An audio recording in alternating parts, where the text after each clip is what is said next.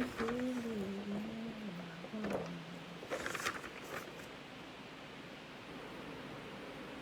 of the day, beautiful people.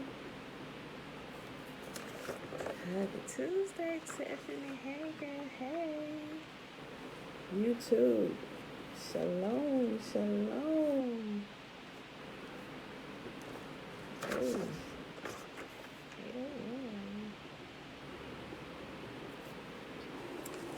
Great rising, Shayla.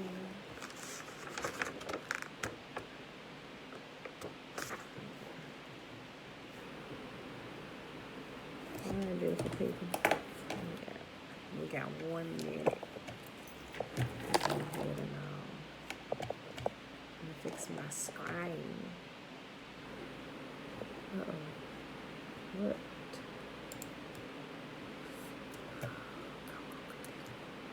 My first thing this morning. Sheesh. No. Hold on.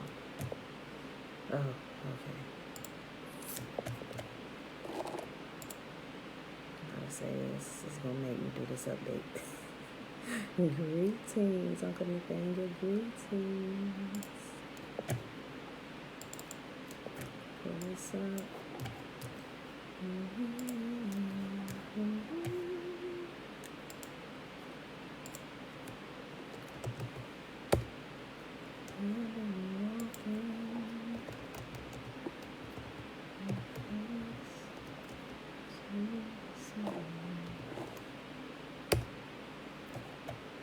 I got eyes in the back of my head.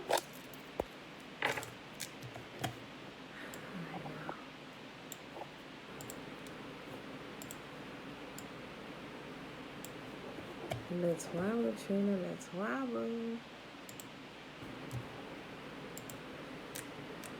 How many of y'all know this trial about to go to where the dirt?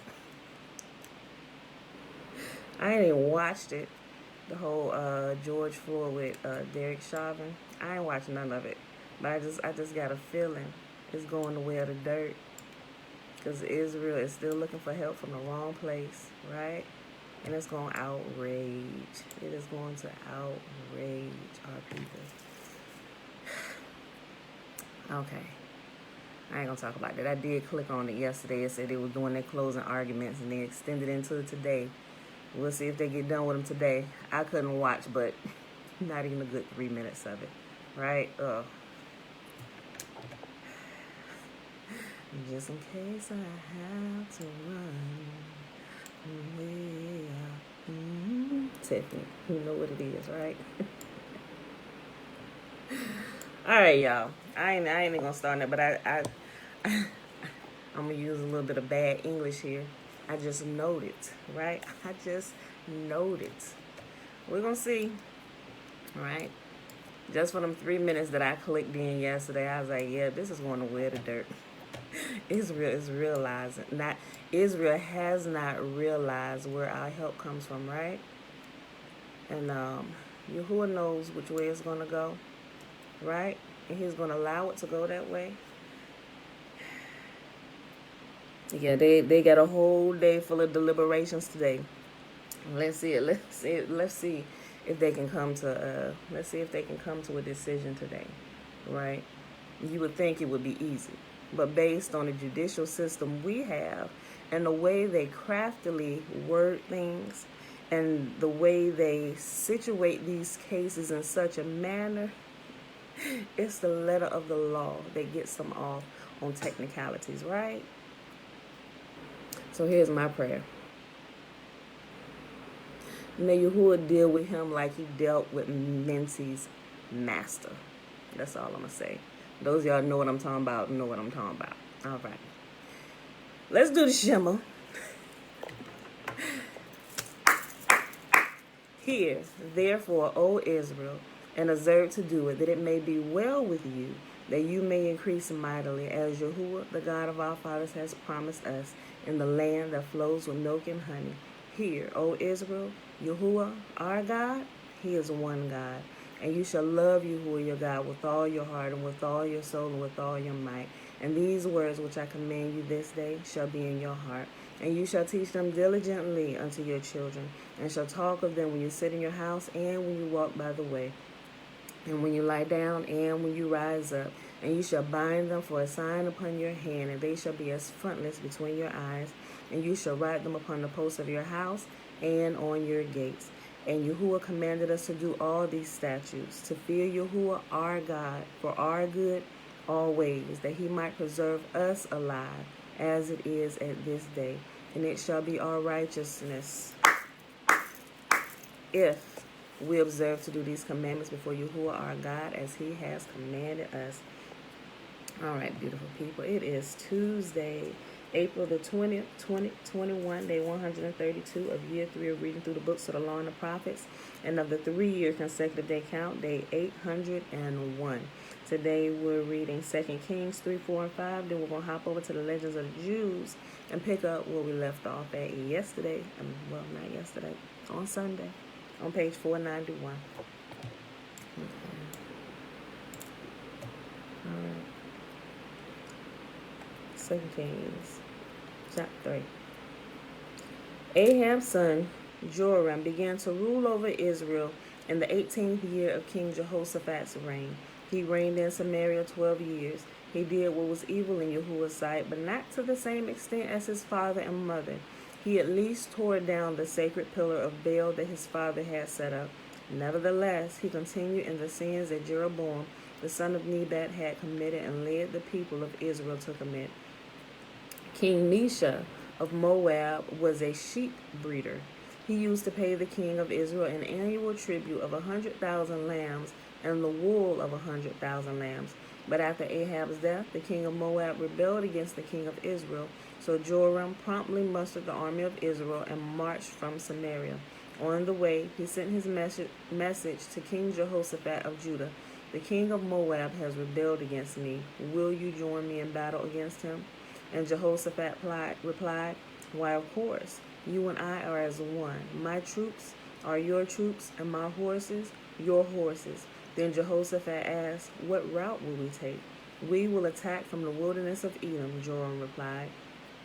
The king of Edom and his troops joined them, and all 3 armies traveled along a roundabout route through the wilderness for 7 days. But there was no water for the men or their animals. What should we do? The king of Israel cried out. Yahuwah has brought the 3 of us here to let the king of Moab defeat us. The king Jehoshaphat of Judah asked, Is there no prophet of Yahuwah with us? If there is, we can ask Yahuwah what to do through him. One of King Joram's officers replied, Elisha, son of Shaphat, is here. He used to be Elijah's personal assistant. Jehoshaphat said, Yes, Yahuwah speaks through him. So the king of Israel, King Jehoshaphat of Judah, and the king of Edom went to consult with Elisha. Why are you coming to me? Elisha asked the king of Israel. Go to the pagan prophets of your father and mother. But King Joram of Israel said, No, for it was Yahuwah who called us 3 kings here, only to be defeated by the king of Moab. Elisha replied, As surely as Yahuwah lives, whom I serve, I wouldn't even bother with you except for my respect for King Jehoshaphat of Judah. Now bring me someone who can play the harp. While the harp was being played, the power of Yahuwah came upon Elisha, and he said, This is what Yahuwah says. This dry valley will be filled with pools of water. You will see neither wind nor rain, says Yahuwah, but this valley will be filled with water. You have plenty of water for yourselves and your cattle and the other animals. But this is only a simple thing for Yahuwah, for he will make you victorious over the army of Moab. You will conquer the best of their towns, even the fortified ones. You will cut down all their good trees, stop up all their springs, and ruin the good lands with stones. The next day, about the time when the morning sacrifice was offered, water suddenly appeared. It was flowing from the direction of Edom, and soon there was water everywhere. Meanwhile, when the people of Moab heard about the 3 armies marching against them, they mobilized every man who was old enough to strap on a sword, and they stationed themselves along their border. When they got up the next morning, the sun was shining across the water, making it appear red to the Moabites like blood. It's blood, the Moabites exclaimed. The 3 armies must have attacked and killed each other. Let's go, men of Moab, and collect the plunder." But when the Moabites arrived at the Israelite camp, the army of Israel rushed out and attacked them until they turned and ran. The army of Israel chased them into the land of Moab, destroying everything as they went. They destroyed the towns, covered their good lands with stones, stopped up all the springs, and cut down all the good trees. Finally, only Kir Haresh and its stone walls were left, but men with slings surrounded and attacked it. When the king of Moab saw that he was losing the battle, he led 700 of his swordsmen in a desperate attempt to break through the enemy lines near the king of Edom, but they failed. Then the king of Moab took his oldest son, who would have been the next king, and sacrificed him as a burnt offering on the wall. So there was great anger against Israel, and the Israelites withdrew and returned to their own land.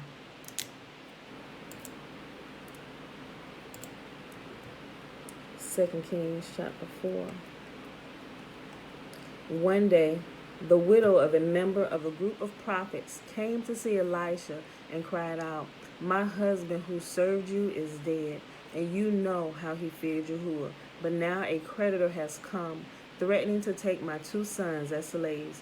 What can I do to help you?" Elisha asked. "Tell me, what do you have in the house?"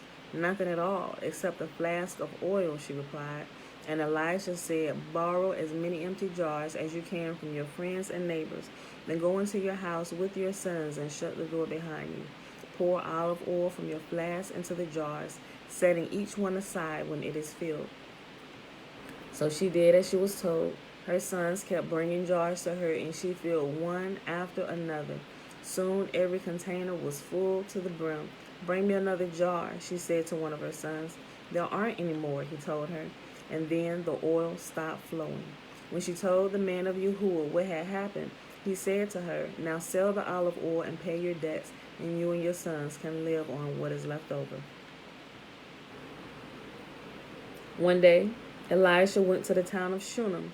A wealthy woman lived there, and she urged him to come to her home for a meal.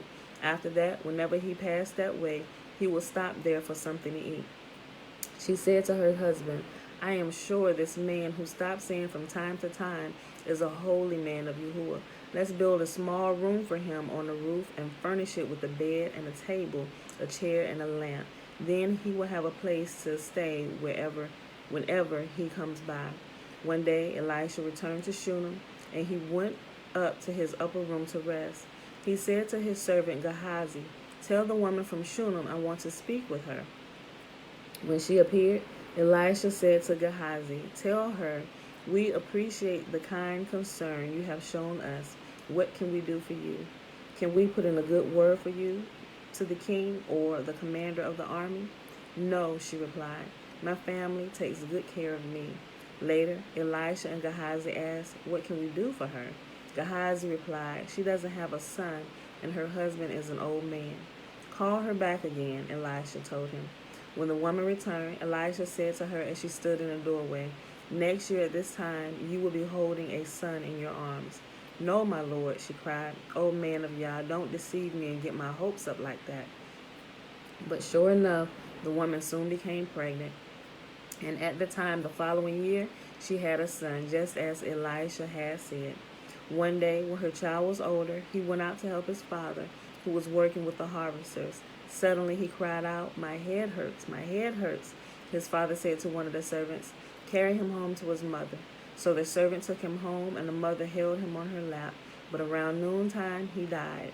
She carried him up and laid him on the bed of the man of Yah, then shut the door and left him there.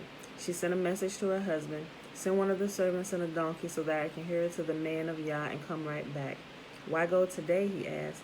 "It is neither a new moon festival or a Sabbath." But she said, "It will be all right." So she saddled the donkey and said to the servant, "Hurry, don't slow down unless I tell you to."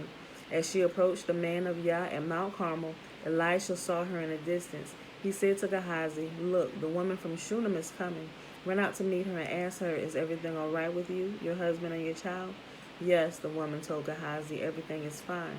But when she came to the man of Yah at the mountain, she fell to the ground before him and caught hold of his feet. Gehazi began to push her away, but the man of Yah said, "Leave her alone. She is deeply troubled but Yahuah has not told me what it is." Then she said, "Did I ask you for a son, my lord? And didn't I say, 'Don't deceive me and get my hopes up'?" Then Elisha said to Gehazi, "Get ready to travel. Take my staff and go. Don't talk to anyone along the way. Go quickly and lay the staff on the child's face." But the boy's mother replied, "As surely as Yahuah lives, as surely as Yahuah lives and you yourself live, I won't go home unless you go with me." So Elijah returned with her. Gehazi hurried on ahead and laid the staff on the child's face, but nothing happened. There was no sign of life. He returned to meet Elisha and told him the child is still dead. So remember when we actually read through this, right? Gehazi, on the way there to lay the staff on the child's face, this dude had no kind of faith whatsoever. Matter of fact, he was actually making a mockery of what Elijah had told him to do. This is one of the first time we hear about Gehazi doing something crazy, right? Because remember, he went back after, I think, was it Naaman? I want to say it was Naaman. One of the ones who had leprosy. And Elisha didn't accept any kind of gifts from him, right? After he had healed him. And so after Elisha had left, Gehazi went back and said, "Oh, King, listen." Elijah said, "Go ahead and get them gifts to me. We're going to a party later." He forgot about it. You can go ahead and get them things to me. I just kind of, I threw the party part in there. But he gave it to him, and Elisha, when he got back to Elijah had already knew what he had did because Yahuah revealed it to him. He said, "Gehazi, Naaman's leprosy is now going to be yours," right? Because you went down here and just lied to this man and tried to profit off the gift, right? You don't profit off the gift. But the boy's mother said, "As surely as Yahuah lives and you live yourself, I won't go home unless you go with me." So Elisha returned with her. Gehazi hurried on ahead and laid the staff on the child's face, but nothing happened. There was no sign of life. He returned to meet Elisha and told him, "The child is still dead." When Elisha arrived, the child was indeed dead, lying there on the prophet's bed. He went in alone and shut the door behind him and prayed to Yahuah.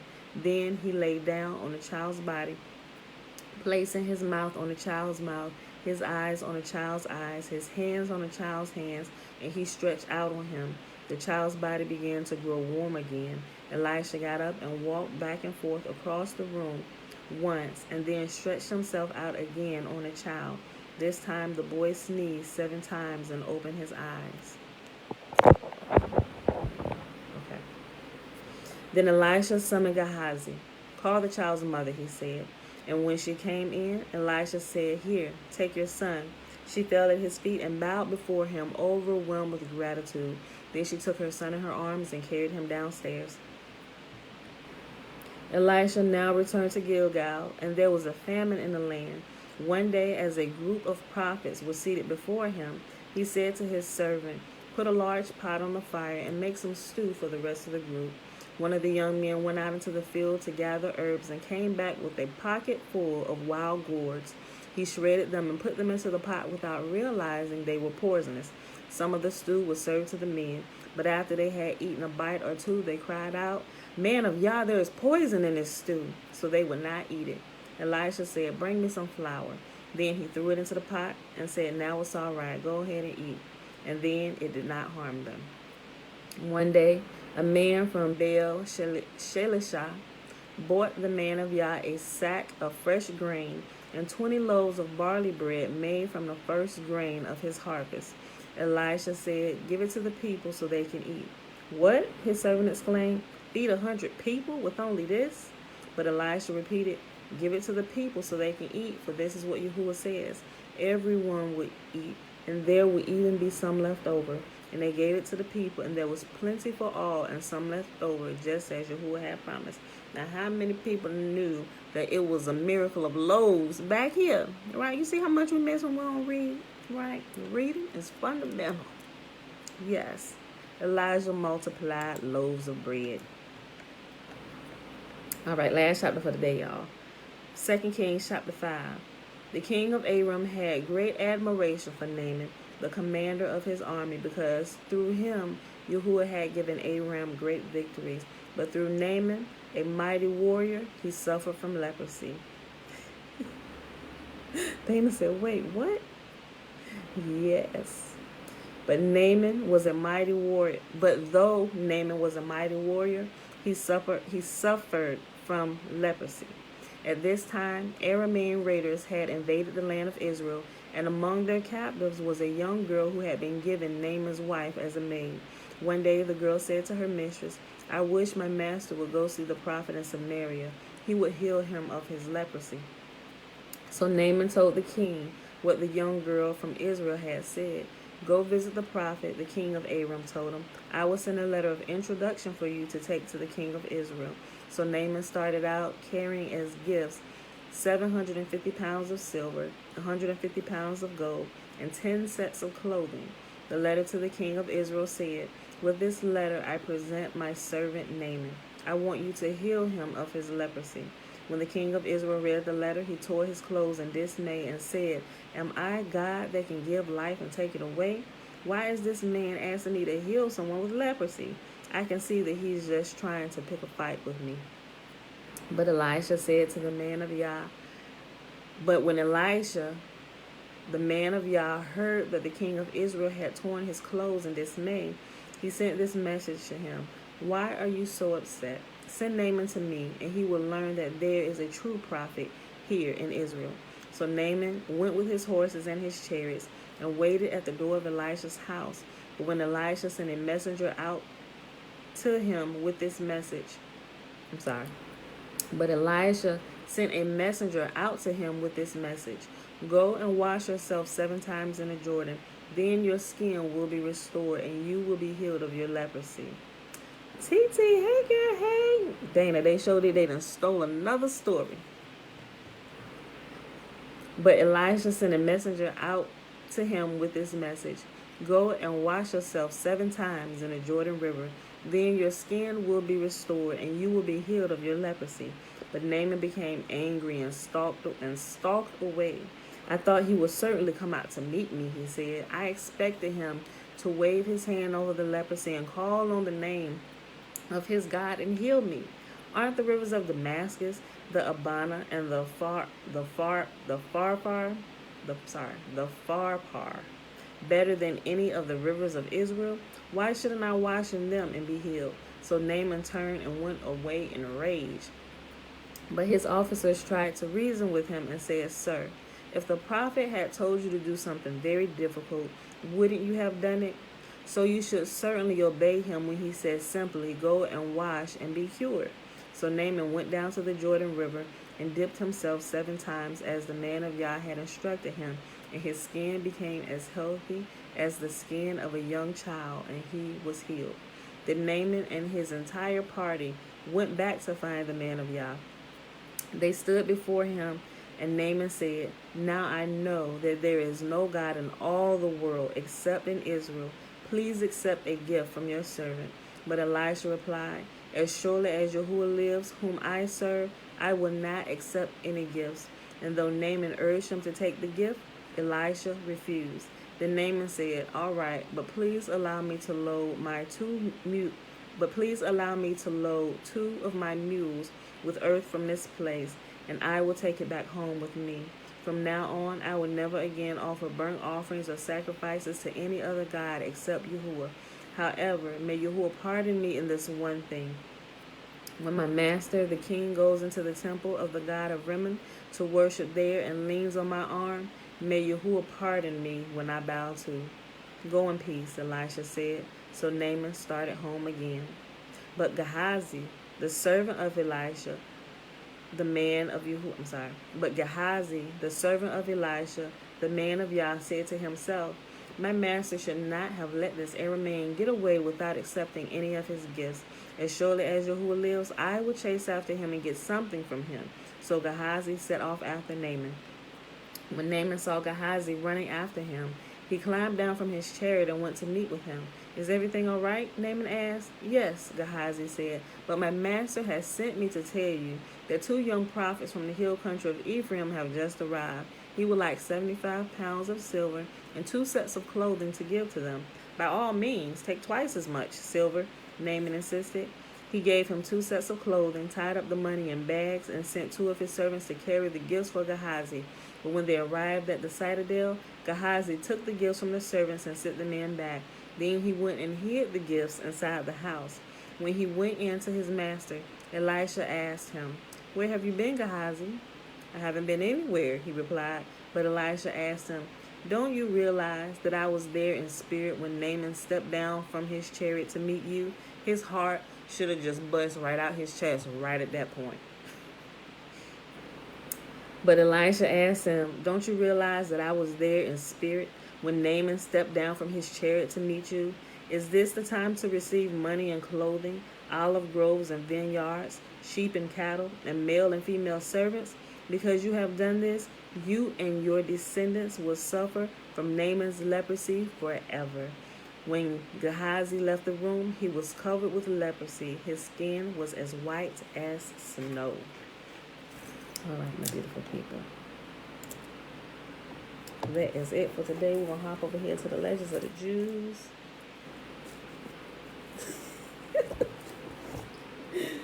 Trina said, "Man, they refused to take gifts back then, but that collection plate get passed around like normal nowadays. Ain't that the truth, right?" We could get into that. But we not. We ain't going to get started today. We ain't going to get started, right? Because we know that gifts pervert justice, right?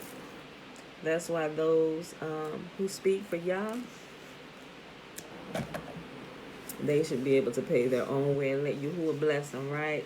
Not go do stuff if they getting their palms greased or not, right? And even if they are offering something to them, they should not take it. Based on what we see, right? Because once you start the habit of doing those things, you begin to pervert justice, right? And then we're going to find out that you have a purchase price. How much do I really need to give you to get a word from the Lord, right? Yahuah said no, absolutely not, right? Right. So Yahuah's prophets should not have a purchase price. Okay. So we're picking up with more in the book of Esther. And now we're talking about the festivities in Shushan on page, what I said, page 491. Hold on. No, I was right. Because we read the extra section. I'm sorry. I didn't mark it here when we read it. We read the extra section. Shoot, now they got pastors' anniversary, collecting gifts, and money. Speak, Dana. Look, apparently they didn't get the memo. I'm almost certain they didn't get the memo because they don't read it. They tell you not to read it. Keep everybody in trouble, right? That's why all the kings had to go. They sinned and they called all Israel to sin with them. But we ain't going to start today. Like we said, Dana don't get me started every week. Right? Okay. I had to mark my spot. Okay, so today we're starting on, like I said at the beginning. I said it right at the beginning, but I was starting at the wrong section. On page 491, and we're starting with Vashti's banquet, right? This is King Artaxerxes or King Ahasuerus. Same person. Matter of fact, few of the kings had the same name, right? All right. The banquet given by Queen Vashti to the women differed but slightly from Ahasuerus's. She sought to emulate her husband's example, even in the point of exhibiting treasures. 6 store chambers she displayed daily to the women she had bidden as guests. She did not even shrink from arraying herself in the high priestly garments.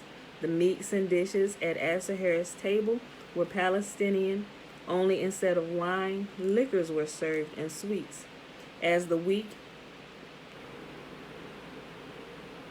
Okay. I had to make sure I was reading it right. As the weak sex is subject to sudden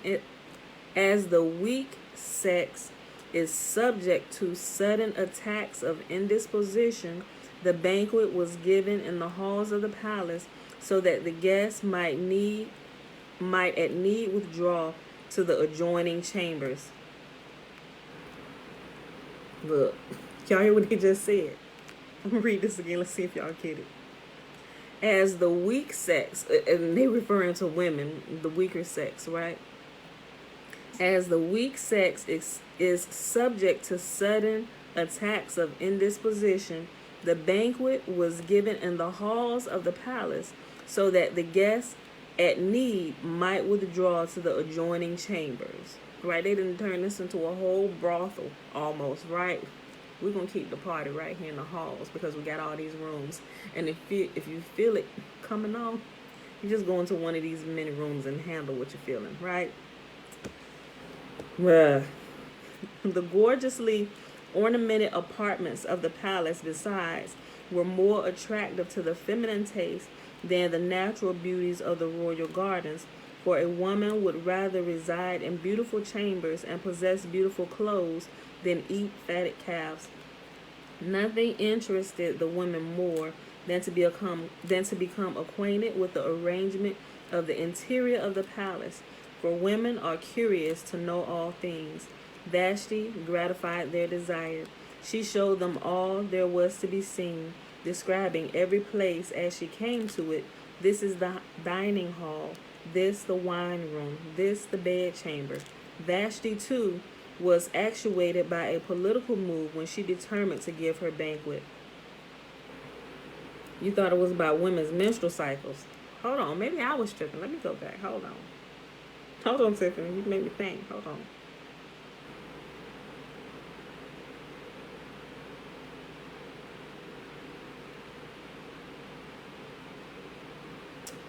Let's see. Let's go back real quick. As the weak sex is subject to sudden attacks of indisposition,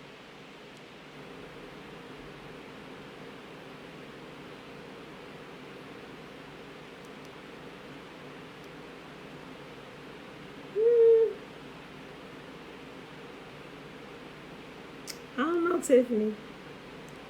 I don't know. Do you think them getting a cycle all of a sudden is considered a sudden attack of indisposition?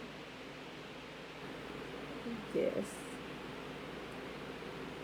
Withdraw to the adjoining chambers.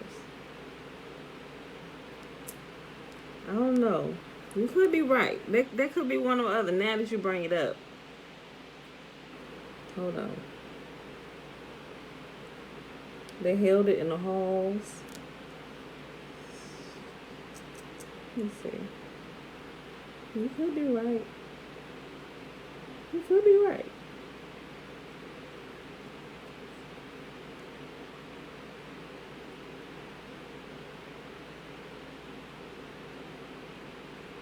You might be right. I could be wrong, right? Let's read it again. Okay.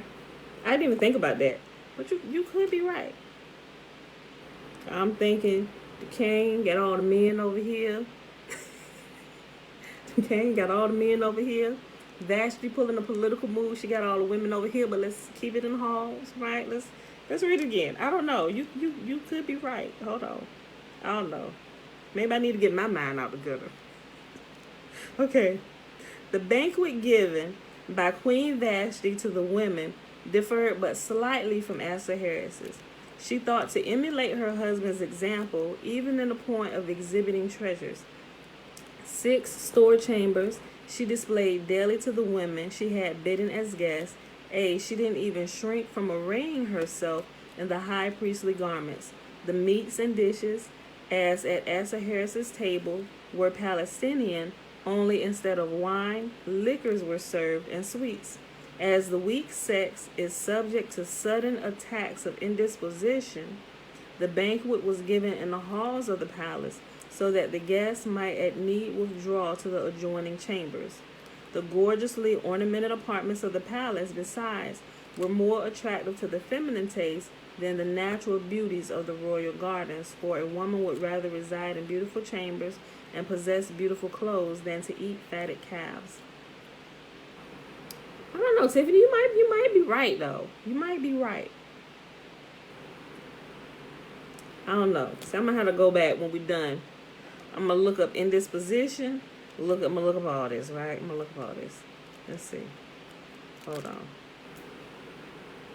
I guess we're gonna have to go back and read about the king's banquet too, because we know he was quite hard. He said, "Has your God ever thrown a feast like this?" Let's see. All he did. I don't know. And I also think about, did they have their bathrooms inside? I mean, I guess I don't know. We think about TV, you know, having outhouses and stuff. I don't know. Maybe that was just for the slaves. I don't know. We're going to shelf this for a second. We're going to keep reading. But I got to go look at this, y'all. Tiffany, you might be right. Hold on. I got to bring out all the points. I'll let y'all know what I come up with. Y'all let me know what y'all come up with if y'all look at it. Okay. Nothing interested the women more than to become acquainted with the arrangement of the interior of the palace, for women are curious to know all things. Vashti gratified her desire. She showed them all there was to be seen, describing every place as she came to it. This is the dining hall, this the wine room, this the bedchamber. Vashti, too, was actuated by a political move when she determined to give her banquet by inviting the 2 wives of hostages in case the men arose in insurrection against the king. What?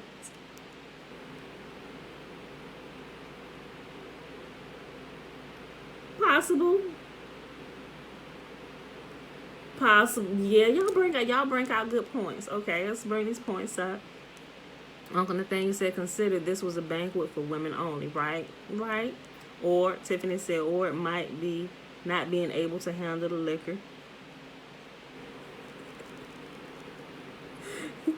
Shayla said, it could be us being nosy or getting drunk too easily or needing to lay down. It's possible. All of them. I do, right. The key point, this is a banquet for women. But, yes, yeah. You're right. I think y'all are right. One of them answers is right. I think I actually might be wrong on that. You're right. Because the banquets were separated, right? But listen, though. Here is why I say it, right? It says because the weak sex, right? Because when it's, I think that's what caused me to think that way. It says, as the weak sex is subject to sudden attacks of indisposition, right? Good morning, Uncle JB. It caused me to think about that because, and I just think about it in the whole sexual realm, right? Because women, and although it didn't mention sex here, but it was talking about the female species being the weaker vessel. We're not necessarily named the weaker vessel because we have menstrual cycles, right? Like you said, it could be them weaker sex not being able to hold a liquor, weaker sex not being able to keep themselves chaste, right? Because if the women could keep themselves chaste, the men would be chaste. At least they would be chaste in regards to women, because women are the gatekeepers of sex, right?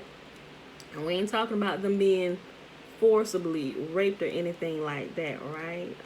So that's what caused me to think that way, because it says, as the weak sex is subject to sudden attacks of indisposition, right? And sometimes, we're going to look at all those things because we want to see it all. And if you drink too much, you will need to lay down. True. Like I said, we're going to shelf it for a moment. I'm going to come back to it. I'm going to look up a couple things, right? Okay. But yeah, so that's where my mind went there when it described the women as the weaker sex, right? Okay. So, we'll see. Okay. So let me go back up. I'll just go back up to the weak sex. As the weak sex is subject to sudden attacks of indisposition, the banquet was given in the halls of the palace so that the guests might need to withdraw to the adjoining chambers. So that the guests might at need withdraw to the adjoining chambers.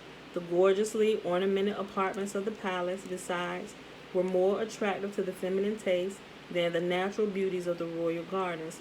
For a woman would rather reside in beautiful chambers and possess beautiful clothes than to eat fatted calves. Y'all do me a favor.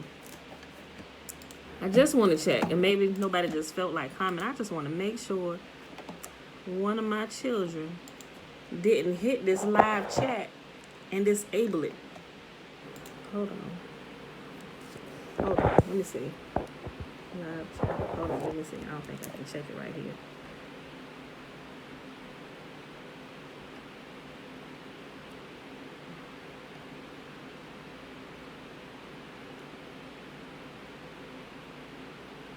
Somebody allow. Okay. Okay. Hold on. Okay. Okay, so it don't look like it. I just had to check it. I didn't know how to check it. So it's good. Maybe just nobody said anything. I just wanted to make sure just in case somebody was trying to say something and they couldn't. Okay. Nothing interested the women more than to become acquainted with the arrangement of the interior of the palace, for women are curious to know all things. Vashti gratified their desire. She showed them all there was to be seen, describing every place as she came to it. This is the dining hall, this is the wine room, this is the bed chamber. Vashti, too, was actuated by a political move when she determined to give her banquet by inviting the wives of hostages in case the men arose in insurrection against the king. For Vashti knew the ways of statecraft. She not only was the wife of a king, but also the daughter of a king, of Belshazzar.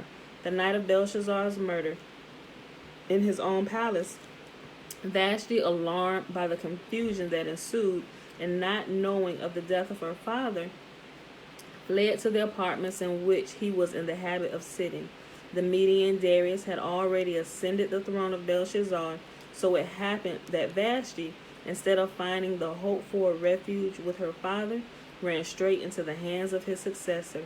But he had compassion with her and gave her to his son Ahasuerus for wife. The fate of Vashti. Though Ahasuerus had taken every precaution to prevent intemperate indulgence in wine, his banquet revealed the essential difference between Hebrew and pagan festivities.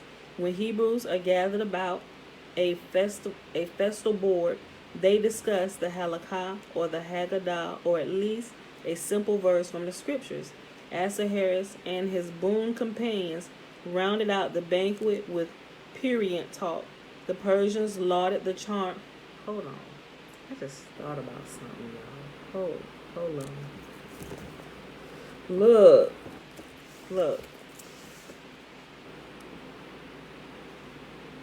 Listen right here. Hold on. And anybody, hold on. Okay, listen. Here's where I'm going with this. Anybody who has ever been drunk or know people that drank, get drunk, think about all people, right? From at least from what I've experienced. Listen right here. I was like, wait a minute, hold on. This is kind of true, because I've been around both kinds.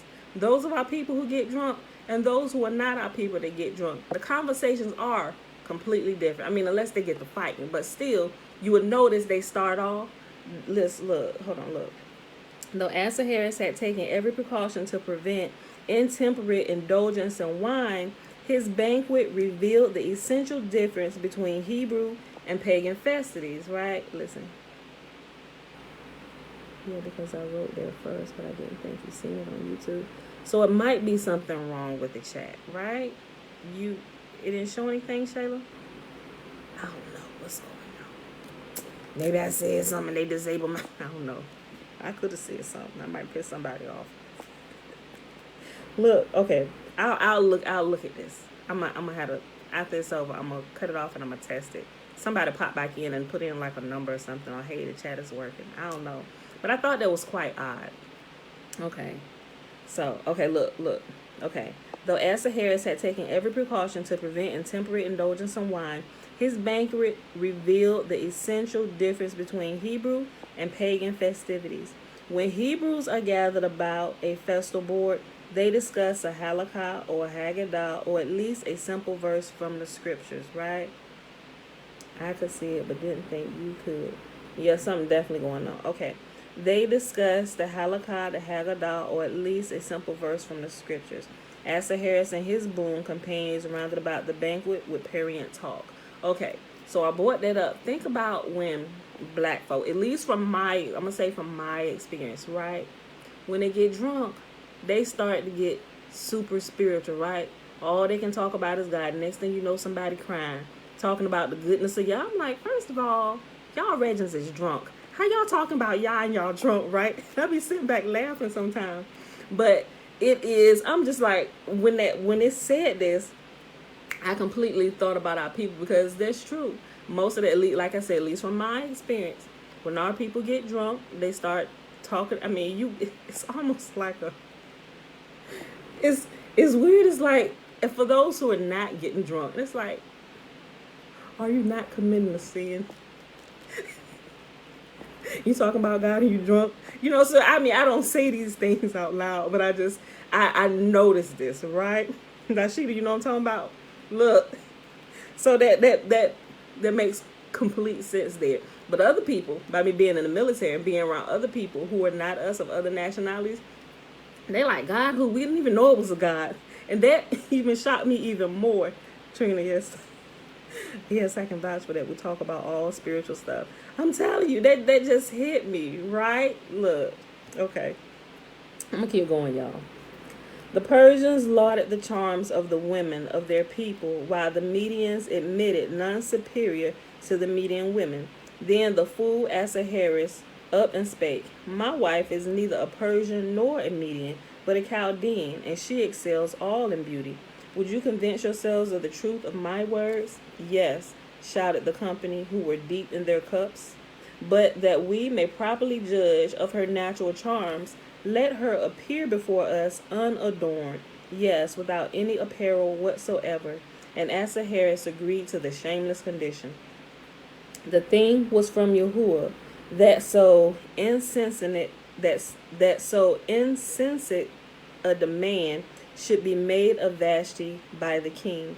A whole week Mordecai had spent in fasting and praying, supplicating Yahuah to mete out punishment to Ahasuerus for his desecration of the temple utensils. On the 7th day of the week, on the Sabbath, when Mordecai, after his long fast, took food, because fasting is forbidden on the Sabbath day, Yahuah heard his prayer and the prayer of the Sanhedrin. He sent 7 angels of confusion to put an end to Ahasuerus' pleasure. They were named Mehuman, confusion; Biztha, destruction of the house; Harbona, which means annihilation; Bigtha and Abagtha, the pressers of the winepress. For Yahuah had resolved to crush the court of Ahasuerus as one presses juice from the grapes in a press. Zetha, observer of immorality; and Carcass, knocker. There was a particular reason why this interruption of the feast took place on the Sabbath. Vashti was in a habit of forcing Hebrew maidens to spin and weave on the Sabbath day, and to add to her cruelty, she would deprive them of all their clothes. It looked like she had a dope shop going on, right? Look. And spinning yarn and stuff without their clothes. Hold on. Look. Vashti was in a habit of forcing the Hebrew maidens to spin and weave on the Sabbath day, and to add to her cruelty, she would deprive them of all their clothes. Yeah, sis was running a dope shop. That's what it sounded like anyway, because they got to cut up the dope naked, so make sure nobody steal it, not right, dipping into my supply. It was on the Sabbath, therefore, that her punishment overtook her, and for the same reason it was put into the king's heart to have her appear in public stripped of all clothing. Ooh, yes, sis, measure for measure. Vashti recoiled from the king's revolting order, but it must not be supposed that she shrank from carrying it out because it offended her moral sense. She was not a whit better than her husband. She fairly reveled in the opportunity his command gave her to indulge in carnal pleasures once again, for it was exactly a week since she had been delivered of a child. But Yahuah sent the angel Gabriel to her to disfigure her countenance. Suddenly, signs of leprosy appeared on her forehead, and the marks of other diseases on her person. In this state, it was impossible for her to show herself to the king. She made a virtue of necessity and worded her refusal to appear before him arrogantly. Say to Ahasuerus, O thou fool and madman, hast thou lost thy reason by too much drinking? I am Vashti. the daughter of Belshazzar, who was the son of Nebuchadnezzar, the Nebuchadnezzar who scoffed at kings, and unto whom princes were in derision. And even thou wouldest not have been deemed worthy to run before my father's chariot as a courier. Had he lived, I should never have been given unto thee for a wife. Not even those who suffered the death penalty during the reign of my forefather Nebuchadnezzar were stripped bare of their clothing. And thou demandest that I appear naked in public? Why is it for thine own sake that I refuse to heed? Why it is for thine own sake that I refuse to heed thy order. Either the people will decide that I do not come up to thy description of me, and will proclaim thee a liar, or bewitched by my beauty, they will kill thee in order to gain possession of me, saying, shall this fool be master of so much beauty? The first lady of the Persian aristocracy encouraged Vashti to adhere to her resolution. Better, her advisor said when Ahasuerus' second summons was delivered to Vashti, together with his threat to kill her unless she obeyed, better the king should kill thee and annihilate thy beauty than that thy person should be admired by other eyes than thy husband's, and thus thy name be disgraced, and the name of thy ancestors. When Vashti refused to obey the repeated command to appear before the king and the 127 crown princes of the realm, Ahasuerus turned to the Hebrew sages and requested them to pass sentence upon the queen. Their thoughts ran in this wise: if we condemn the queen to death, we shall suffer it as soon as Ahasuerus becomes sober, and here it was at our advice that she was executed. But if we admonish him unto clemency now, while he is intoxicated, he will accuse us of not paying due deference to the majesty of the king. They therefore resolved upon neutrality. Since the destruction of the temple, they said to the king, since we have not dwelt in our land, we have lost the power to give sage advice, particularly in matters of life and death. Better seek counsel with the wise men of Ammon and Moab, who have ever dealt at ease in their land, like wine that hath settled on its lees, and hath not been emptied from vessel to vessel. Thereupon Ahasuerus put his charge against Vashti before the 7 princes of Persia, Karshina, Shethar, Admatha, Tarshish, Meres, Marcina, and Memucan, who came from Africa, India, Edom, Tarshish, Mirza, Rezin, and Jerusalem, respectively.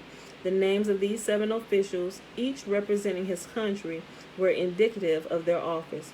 Carnisha had the care of the animals, Shethar of the wine, Admatha of the land, Tarshish of the palace, Meres of the poultry, Marcina of the bakery, and Memucan provided for the needs of all in the palace, his wife acting as housekeeper. This Memucan, a native of Jerusalem, was none other than Daniel, called Memucan, the appointed one, because he was designated by Yahuah to perform miracles and bring about the death of Vashti. When the king applied for advice to these 7 nobles, Memucan was the first to speak up. Though in rank he was inferior to the other 6, as appears from the place his name occupies in the list. However, it is customary, as well among the Persians as among the Hebrews, in passing death sentence, to begin taking the vote with the youngest of the judges on the bench, to prevent the juniors and the less prominent from being overawed by the opinion of the more influential. It was Memucan's advice to the king to make an example of Vashti, so that in future no woman should dare refuse obedience to her husband.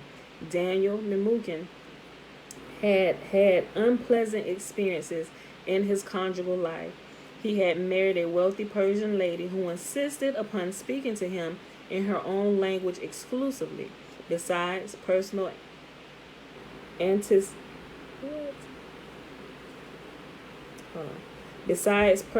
antipathy existed between Daniel and Vashti. He had in a measure been the cause of her refusal to appear before the king and his princes. Vashti hated Daniel because it was he who had prophesied the death of her father and the extinction of his dynasty. She could not endure his sight. wherefore she would not show herself to the court in his presence. Yes.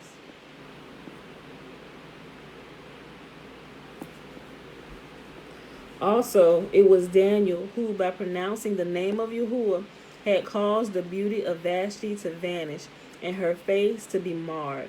In consequence of all this, Daniel advised not only that Vashti should be cast off, but that she should be made harmless forever by the hangman's hand. His advice was endorsed by his colleagues and approved by the king, that the king might not delay execution of the death sentence, and Daniel himself thus incurred danger to his own life. He made Ahasuerus swear the most solemn oath known to the Persians, that it would be carried out forthwith. At the same time, a royal edict was promulgated, making it the duty of wives to obey their husbands.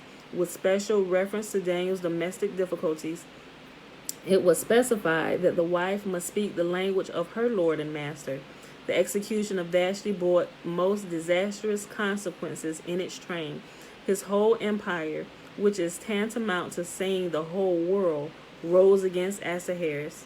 The widespread rebellion was put down only after his marriage with Esther, but not before it had been inflicted upon him the loss of 127 provinces, the half of his kingdom. Such was his punishment for refusing permission to rebuild the temple. It was only after the fall of Haman, when Mordecai had been made the chancellor of the empire, that Ahasuerus succeeded in reducing the revolted provinces to submission. The death of Vashti was not undeserved punishment, for it had been she who had prevented the king from giving his consent to the rebuilding of the temple. Wilt thou rebuild the temple, she said reproachfully, which my ancestors destroyed? We'll read this next section. You know, I'm really thinking about this. I guess y'all can hear me, because there's still people here, right? But I can't see the chat. Even if y'all posted something, I can't see it. That's odd. And it's not, it's not disabled from my end. I just checked that. That's interesting, right? Now I'm thinking about what I done said. Maybe it was what I said at the beginning. I don't know. I'll see. Like I said, I'm gonna need to test this, right? Something in my video caused that to be disabled where I can't change it. So I'm sorry, y'all. Came on with my comments about the whatchamacallit. They ain't never happened before. There are postings being made on YouTube. What you mean? Oh, about other people's chat boxes not working either? Okay, so maybe it's not just mine. Is that what you're saying? Okay, maybe it's not just mine. I hope that's what you're saying. I hope it's not just mine. Maybe it's a whole thing with YouTube. Is that what you meant? You said there are postings being made on YouTube. I'm going to have to check it out. Okay, let's read this next section. It's real short. The follies of Ahasuerus. Ahasuerus is the prototype of the unable, foolish ruler. He sacrificed his wife Vashti to his friend Haman Memucan, and later on again his friend Haman to his wife Esther. Oh, okay, it's a problem with YouTube. Okay, cool. No, what I'm saying is that those who are listening on YouTube are doing. Oh, they are doing. Wait, so y'all are Well, Shayla said she posted. She could see it. I can't see anything. That is odd, right?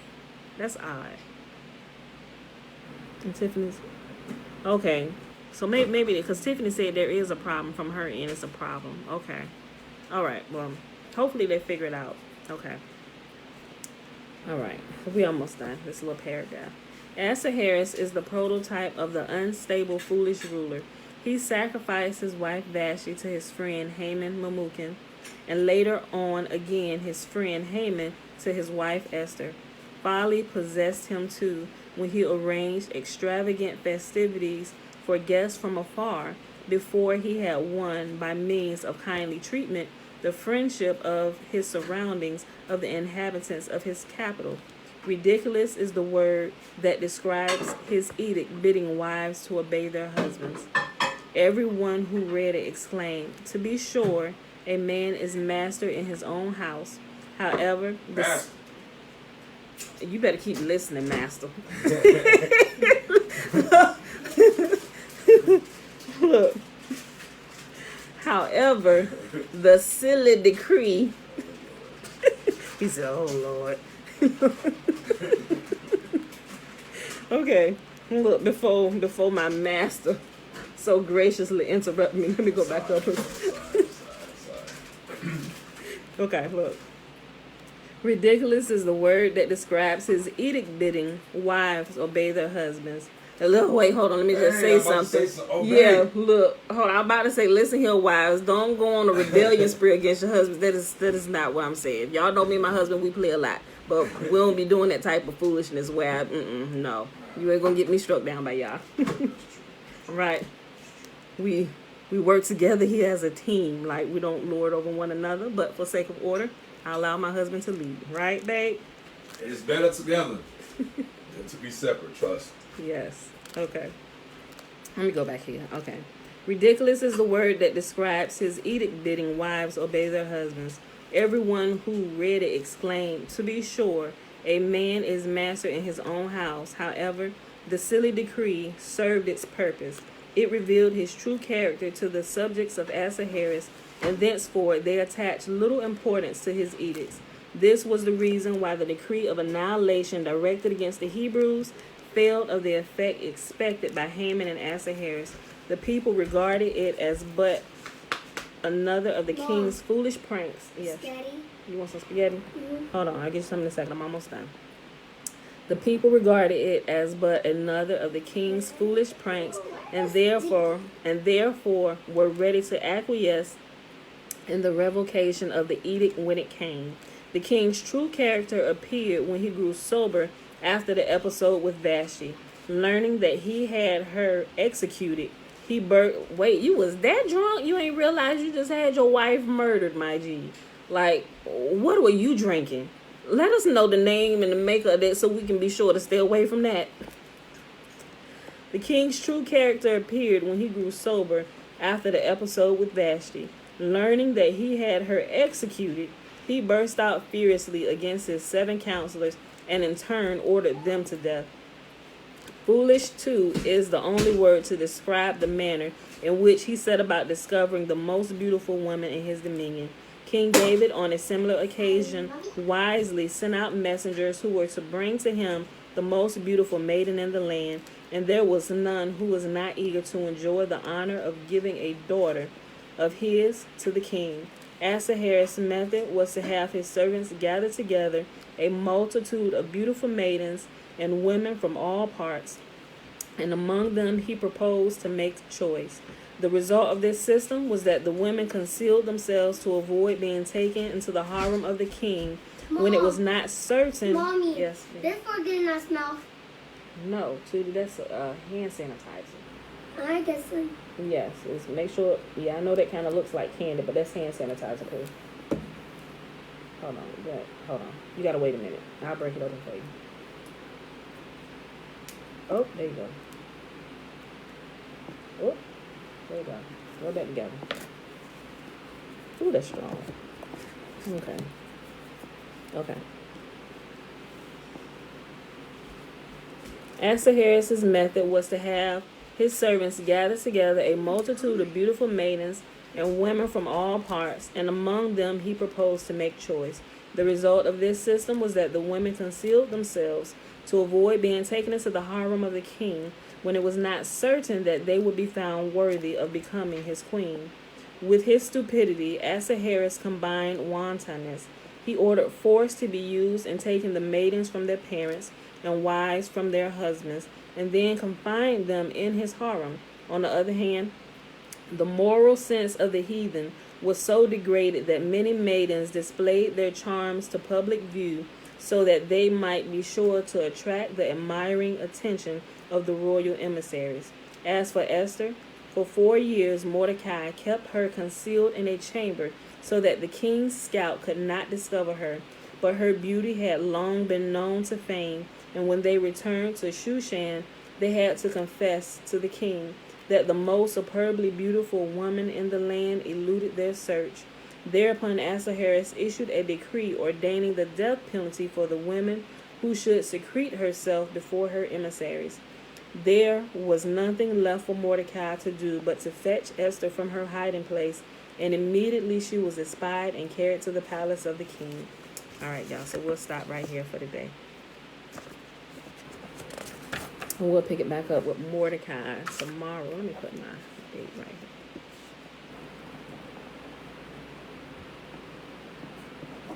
Okay. We'll pick it up with Mordecai tomorrow on page 493.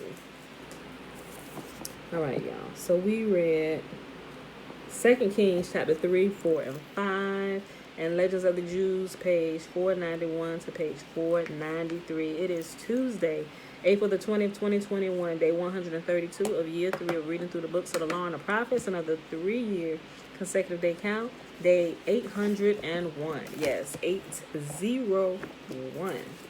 All right, beautiful people. So let's go ahead and do the blessing.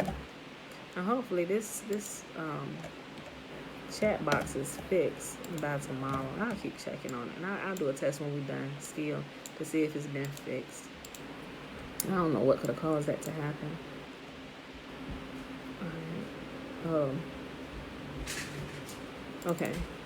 Remember, y'all, the blessing is found in Numbers chapter 6, verses 22 through 27. Remember, the first 21 verses of Numbers chapter 6 is the Nazirite vow. Man or woman can take it. And Yahuah spake unto Moses, saying, Speak unto Aaron and unto his sons, saying, On this wise ye shall bless the children of Israel, saying unto them, here, baby. Okay. Speak unto Aaron and unto his sons, saying, On this wise ye shall bless the children of Israel, saying unto them, May Yahuah bless us and keep us. May Yahuah make his face to shine upon us and be gracious unto us. May Yahuah lift up his countenance upon us and give us peace. And they shall put my name upon the children of Israel, and I will bless them. All right, beautiful people. So, that's going to be it for today. I don't really have too many comments. I kind of looked at the comments on Facebook while we were going, right? So our prayer today is that Yahuah would give us justice. Even when justice doesn't come from this system, based on the atrocities that have been done to our people, right? I'm not saying that some of our people, nobody deserves to be treated like an animal, right? Even animals don't deserve to be treated like that, right? Like some of our people have been treated. As a matter of fact, they treat animals better than they treat our people. So our prayer is that Yahuah will begin to, first of all, open the eyes of his people and let them know they're crying out to the wrong one, right? He's been constantly trying to get our attention, that we should cry out to him and not to our captors, right? Because our captors are going to have to be dealt with before they start turning us loose, right? And before they start, and even though they don't want to, but sometimes they'll look at their own life and try to save their own skin and start trying making restitution for some of the stuff they did. Just like let me put this up here. Just like with and they mentioned this before, the Catholic Church is wanting to pay out reparations to descendants of the slave trade based on the part that they took in it, right? And I still think the price that they giving out is way low, right? And we know reparations it shouldn't just be about money either, right? I'm gonna share that, right? Y'all may have seen that, but I saw it yesterday. I know I've seen it before, but there was another article. It was three Caucasian Catholic priests standing on the front of the article saying that they want to give reparations for the part that they played, that the Catholic Church played in slavery. And I forget how much it was. I forget how much they said it was. But I'm going to share that. I'll share it in the comment section in the, Let's see. So y'all can see that, right? So they see, here's what's crazy. They could have been doing this long before the end of the 400-year captivity, right? But it seemed like everything is popping off now, right? Why now? Like, out of all the times y'all could have done this, why now? Like I posted a post yesterday. If you haven't seen it, we kind of talked about it a little bit with a few family members or whatever. That the bill for reparations, it's just made it out of the House committee.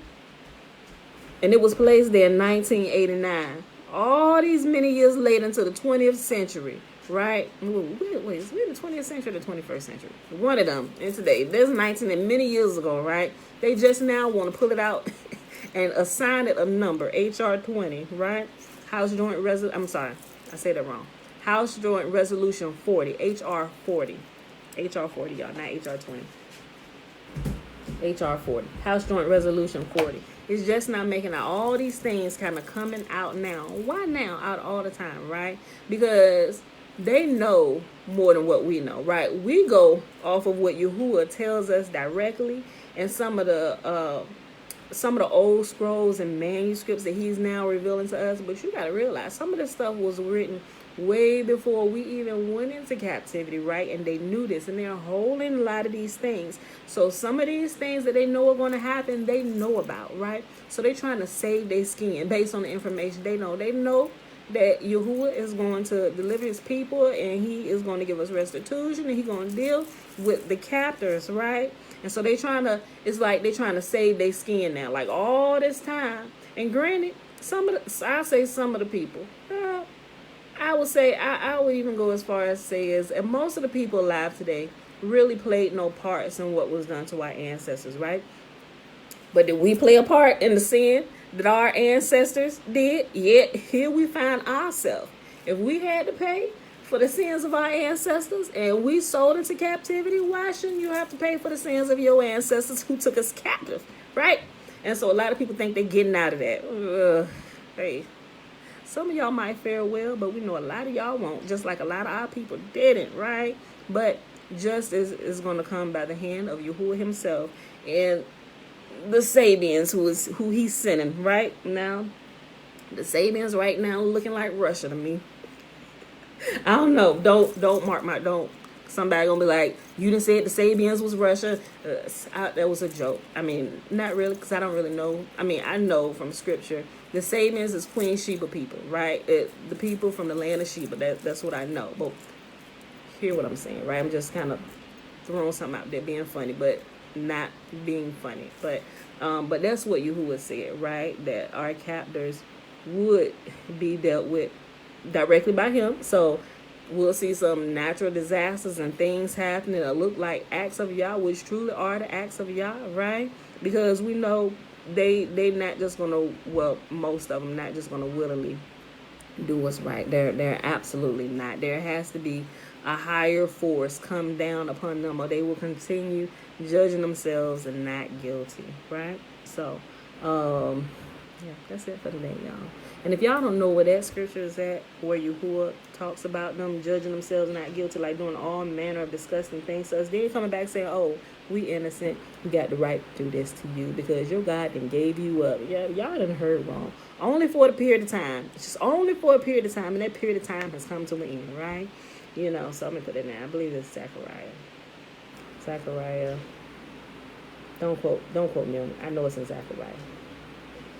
Because I was about to give a verse. I think Zechariah 3 and 11, 8 and 11, one of them. I might have it all chopped and screwed, but I'm almost certain it's in Zechariah. I'm going to find it and I'm going to post it for y'all, right? Okay.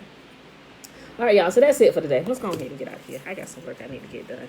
All right. Love y'all. I see y'all here bright and early tomorrow morning, 7:15 a.m. Eastern Standard Time. And hopefully they done got this chat together, right? I miss y'all today here on YouTube. I don't know who they are, but it's been a few people here coming in and out. So, Mom, Shalom, people I know that's always there. Aliyah, Come on. Auntie, Joanne, Demi been coming in. We got Titus. He don't always talk, but he be there sometime. I'm trying to think of names of all y'all them. Give y'all shout out. Everybody's there and everybody's not there. Hold on. Mommy. Yes, baby girl.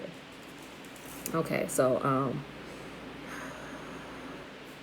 and forgive me if I forget your name, y'all. I'm sorry. Take it off. All right. Love y'all. See y'all tomorrow. We out of here. Bye. Peace.